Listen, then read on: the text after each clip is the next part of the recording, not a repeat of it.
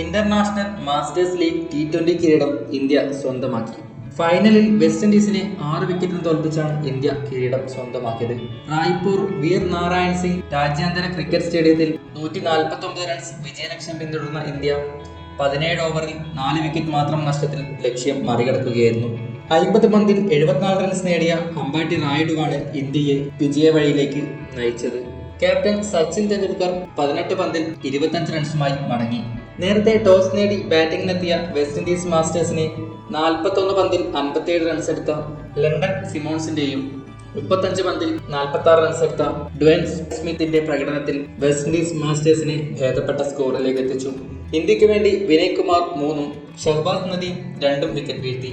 ഇപ്പോഴത്തെ മത്സരത്തിനിടയിൽ സച്ചിൻ തെണ്ടുൽക്കറുടെ അപ്പർക്കട്ട് ഷോട്ടാണ് ഇപ്പോൾ സോഷ്യൽ മീഡിയയിൽ ചർച്ചാ വിഷയം.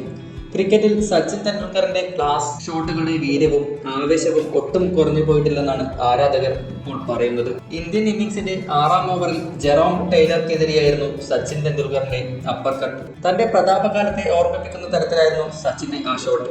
2003 ലോകകപ്പിൽ പാക് പേസർ ഷുഹൈബ് അക്തറിനെതിരെ സച്ചിൻ പായിച്ച അപ്പർക്കട്ടിന് സമാനമായ രീതിയിലായിരുന്നു ജെറോം ടൈലർക്കെതിരെയും ഷോട്ട് പായിച്ചതെന്നാണ് ആരാധകരുടെ കണ്ടെത്തൽ.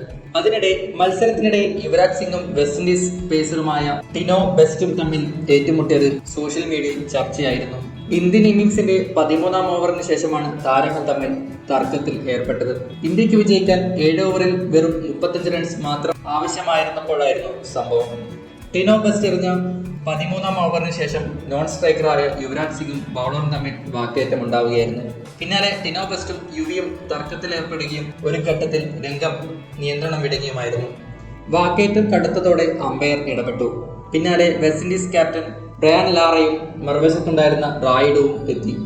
എന്നാൽ ഇരുവരെയും പിന്മാറ്റാൻ സാധിച്ചില്ല. പിന്നീട് ഒരിക്കൽ കൂടി ലാറ ഇടപെട്ട് രംഗം ശാന്തമാക്കുകയായിരുന്നു.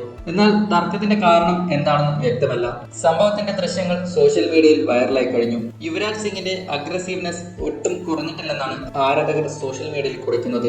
വിന്റേജ് യുവി പാച്ചിയെ ഒരിക്കൽ കൂടി കാണാൻ കഴിഞ്ഞു എന്നും ചിലർ കുറിക്കുന്നു.